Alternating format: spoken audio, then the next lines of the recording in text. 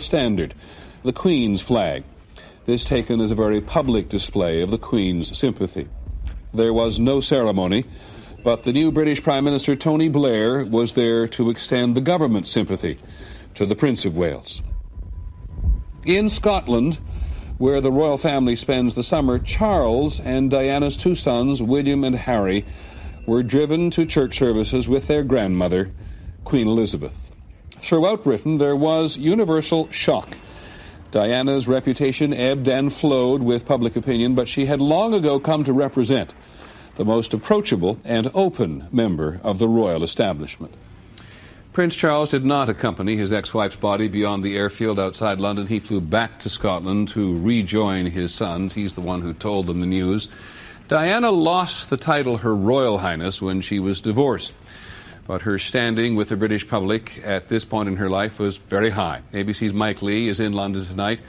He's been at Kensington Palace all day, and you've heard a great variety of reactions, haven't you, Mike?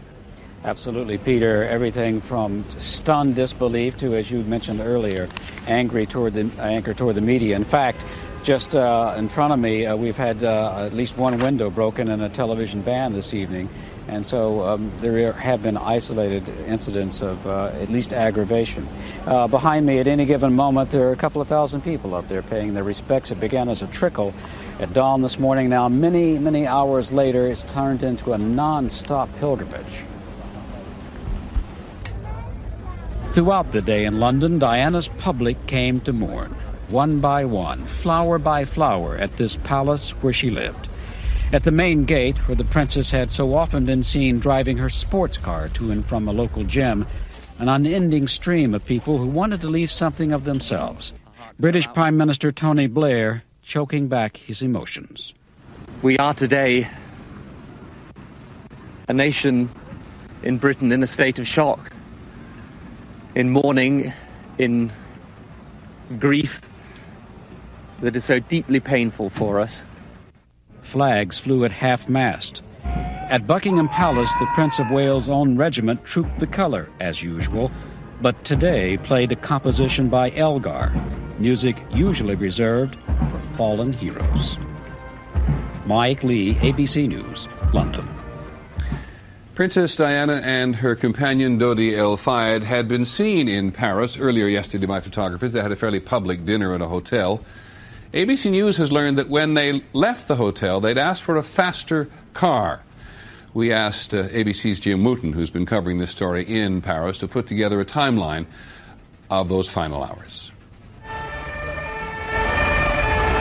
After dinner at the Ritz Hotel, the couple left just past midnight in a chauffeured Mercedes, and with photographers in pursuit on motorcycles, the car hurtled into this tunnel by the River Seine.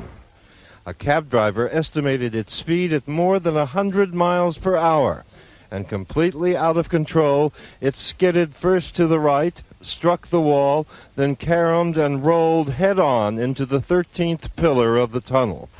It was 12:15. The impact was so violent, one eyewitness thought it was an explosion.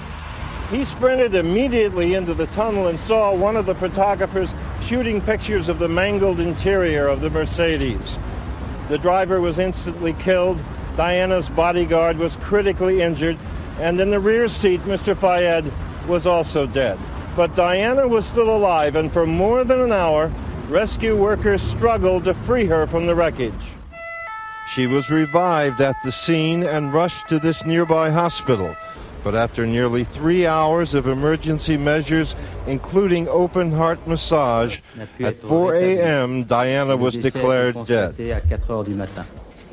And as the French Interior Minister was announcing a criminal inquiry into the crash, police at the scene were impounding the motorcycles belonging to the 7 photographers, 6 of them French. All were taken into custody. 5:30 p.m., Diana's coffin, draped in the Queen's flag, is removed from the hospital. 7 o'clock, 19 hours since the Mercedes sped away from the Ritz. Diana, Princess of Wales, is headed home. Jim Wooten is still with us in Paris, and Mike Lee is also still with us in London. Jim, in Paris, a question for you, first of all. Do we know what's going to become of these photographers who are being held, and talk for just a second about the sort of French passion for British royalty. Well, there is a passion here. The French are accustomed to royalty. Their revolution put an end to that many years ago. But they've always had a good feeling toward British royalty, and that was expressed today all over this city. There was also a good deal of anger expressed toward the cameramen. 6 of them are still in custody, I believe, tonight, and they can be held indefinitely for questioning in this matter. It is a law in France that it is against the law in France to leave the scene of an accident without giving aid to those who may be injured. And the police are saying tonight that at least